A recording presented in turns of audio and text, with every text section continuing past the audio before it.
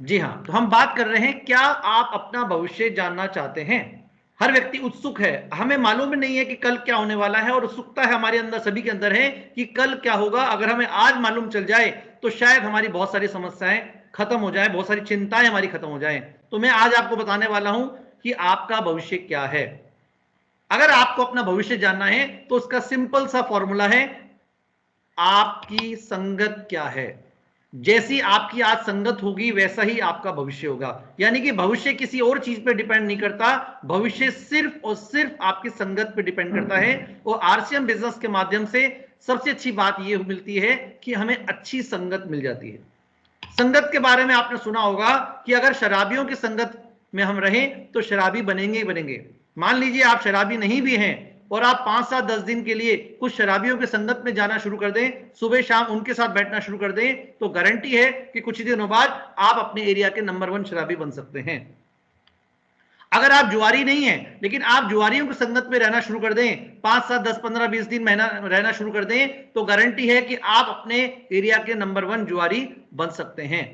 ठीक इसी प्रकार अगर आप कामयाब लोगों की संगत में रहते हैं, कुछ समय लगातार उनके साथ बिताते हैं, तो आप भी कामयाब हो जाते हैं। इस चीज की भी 100% गारंटी है। यानी कि आपकी संगत क्या है उसी पे आपका भविष्य डिपेंड करता है। तो आप चेक करके देखिए कि आपका अधिकतर समय किन लोगों के बीच में जाता है। क्या वो शराबी हैं, क्या वो जुआरी हैं, क्या वो कामयाब हैं। अगर कामयाब की संगत में रहेंगे तो कामयाब बनना 100% गारंटेड है। एक एग्जांपल आपके सामने मैं लेना चाहता हूं। जैसे बुरी संगत उस कोयले के समान है जो गर्म हो तो हाथ जला देती है और ठंडा हो तो हाथ काला कर देती है। जैसे कोयला होता है, अगर गर्म है उसको आप हाथ लगाएंगे तो आपके हाथ जल जाएंगे, और जो ठंडा होगा तो आप हाथ लगाएंगे तो आपका हाथ काला होना स्वाभाविक है। यानी कि संगत अगर आपकी अच्छी नहीं होगी, परिस्थितियां कुछ भी रहें, नुकसान होना 100% फाइनल है। आपके सामने पानी की एक बूंद आपको दिखाई दे रही होगी। एक सिंपल सी एक छोटी सी पानी की बूंद है। इसको हम कह सकते हैं कि ओस की एक बूंद समुद्र में गिरती है तो उसका अस्तित्व खत्म हो जाता है। ओस की बूंद यानी कि पानी की बूंद, जब ओस की एक बूंद समुद्र में गिरती है तो उसका अस्तित्व खत्म हो जाता है। वैसी ही एक ओस की बूंद एक जब सीप में गिरती है तो वो मोती बन जाती है। चीज सेम है, दोनों जगह वो ओस की बूंद ही है, लेकिन संगत का असर है। अगर वो समुद्र में जाएगी तो उसका अस्तित्व खत्म होगा, और अगर वो एक सीप पे जाएगी तो एक मोती बन सकती है। यानी कि मैं क्या कहना चाहता हूं कि हम सब एक जैसे ही हैं। जो भी आज आरसीएम में कामयाब हैं, जो भी डायमंड है, लाखों रुपए महीने की इनकम लेते हैं, वो हम सब जैसे ही हैं। सिर्फ उन लोगों ने अपनी संगत को बदल लिया। आपने सुना भी होगा कि जैसी संगत वैसी रंगत। जैसी संगत में रहेंगे वैसा रंग आपके ऊपर चढ़ना स्वाभाविक है। तो हमें क्या करना है, हमें संगत रखनी है एक्टिव, इफेक्टिव, ग्रोइंग अपलाइन की। अपलाइन मतलब जो व्यक्ति आपको इस सिस्टम में लेकर आया है उससे ऊपर जो भी आपको लगता है एक्टिव है, इफेक्टिव है और ग्रोइंग है। एक्टिव का मतलब आपको ऐसा नहीं कि आपके अपलाइन में 500 लोग हैं, 500 लोगों की संगत में रहना है। आपको डिसाइड करना है, चॉइस आपकी है, डिसीजन आपको लेना है। आपको चयन करना है कि मुझे किस व्यक्ति की संगत में रहना है। तो 3 कंडीशन होनी चाहिए। एक तो वो व्यक्ति खुद एक्टिव होना चाहिए। ऐसा तो आप किसी व्यक्ति की संगत में नहीं है जो बातें बड़ी बड़ी करता है, फील्ड में नजर ही नहीं आता, वो प्लान नहीं दिखाता, वो मीटिंग में नहीं आता। आप ऐसे व्यक्ति की संगत में रहेंगे तो आपका भविष्य खतरनाक है। आपको ऐसे व्यक्ति की संगत में रहना है जो इफेक्टिव है। इफेक्टिव का मतलब ये होता है कि जिससे मिलने मात्र से आपके अंदर एक्साइटमेंट आ जाता है। ऐसा तो नहीं है कि आप अपने अपलाइन में किसी ऐसे व्यक्ति से बातचीत करते हैं जो खुद हमेशा नेगेटिव रहता है, आपको नेगेटिव बातचीत करता है। अगर आपके अपलाइन में कोई व्यक्ति ऐसा है जो आपको बार बार नेगेटिव बात करता है या किसी और कंपनी की बात करता है, अपलाइन की बुराई करता है, किसी भी तरीके से नेगेटिव बात करता है, और आप अगर आगे बढ़ना चाहते हैं, तुरंत प्रभाव से उस अपलाइन हो चाहे डाउनलाइन हो चाहे वो क्रॉस लाइन हो, उससे बातचीत करना बंद कर दीजिए, उसकी संगत में रहना बंद कर दीजिए। क्योंकि अगर आप उसकी संगत में रहेंगे तो ऑटोमेटिक आप उसके जैसे ही बन जाएंगे। तीसरा फॉर्मूला है ग्रोइंग। आपको उस व्यक्ति को फॉलो करना है जो खुद ग्रो हो रहा हो, जिसका बिजनेस बढ़ रहा हो, जिसकी पर्सनैलिटी डेवलप हो रही हो, जो खुद लगातार सीख रहा हो। ग्रोइंग का मतलब हर क्षेत्र में उसका बिजनेस भी बढ़ता हो।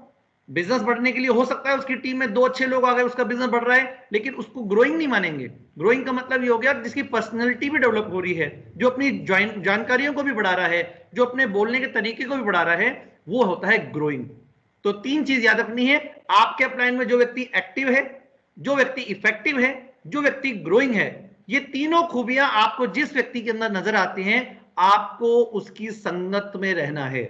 वो कहे कि उठ जाओ तो उठ जाओ, वो कहे कि बैठ जाओ तो बैठ जाओ, एज इट इज जो बातचीत वो आपसे कह रहा है आपको उसको फॉलो करना है। और अगर वो ना भी कह रहा हो, आप उनको अपना आइडियल मान लीजिए, अपना रोल मॉडल मान लीजिए, जैसा जैसा वो कर रहा है वैसा वैसा आप करना शुरू कर दीजिए। आप इंतजार भी मत कीजिए कि वो कभी कहेंगे तो मैं करूंगा।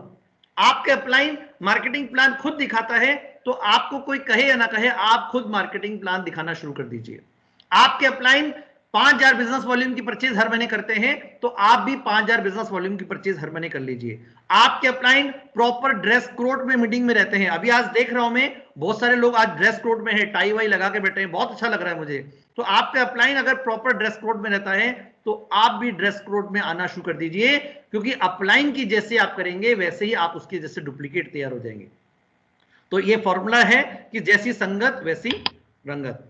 अब्दुल कलाम साहब ने एक बात बोली थी कि आप अपना भविष्य नहीं बदल सकते, पर अपनी आदतों तो बदल सकते हैं, और बदली हुई आदतें ही आपका भविष्य बदल देती है। यानी कि अगर आप अपना भविष्य बदलना चाहते हैं तो ज्यादा चिंता करने की जरूरत नहीं है, सिर्फ आप चेक कीजिए कि आपकी आदतें किस प्रकार की हैं। क्या आपके अंदर नेगेटिव बात करने की आदत है? क्या आप निराशावादी हैं? क्या आप मेहनत नहीं करना चाहते? क्या आप बहाने बनाना चाहते हैं? जैसी आपकी आदत है वैसा आपका भविष्य होगा। तो अपनी आदतों को बदलें, अच्छी आदतों को अपनाएं तो भविष्य अच्छा हो जाएगा, और बुरी आदतों को अपनाएंगे तो भविष्य बुरा हो जाएगा। अगर मरने के बाद भी जीना है तो एक काम जरूर करना है, पढ़ने लायक कुछ लिख जाना या फिर लिखने लायक कुछ कर जाना। बहुत अच्छा सेंटेंस है कि आप चाहते हैं कि मरने के बाद भी आपको जीना है। आज सतीश पंडित जी का जिक्र हर मीटिंग के अंदर होता है, हर आरसीएम को लीडर उनका दिन में 10-10 बार नाम लेता है।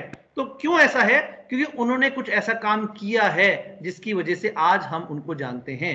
अगर वो आरसीएम में नहीं आते और अगर वो आरसीएम में आकर लोगों की जिंदगियों को नहीं बदलते तो शायद आज उनको कोई नहीं जानता।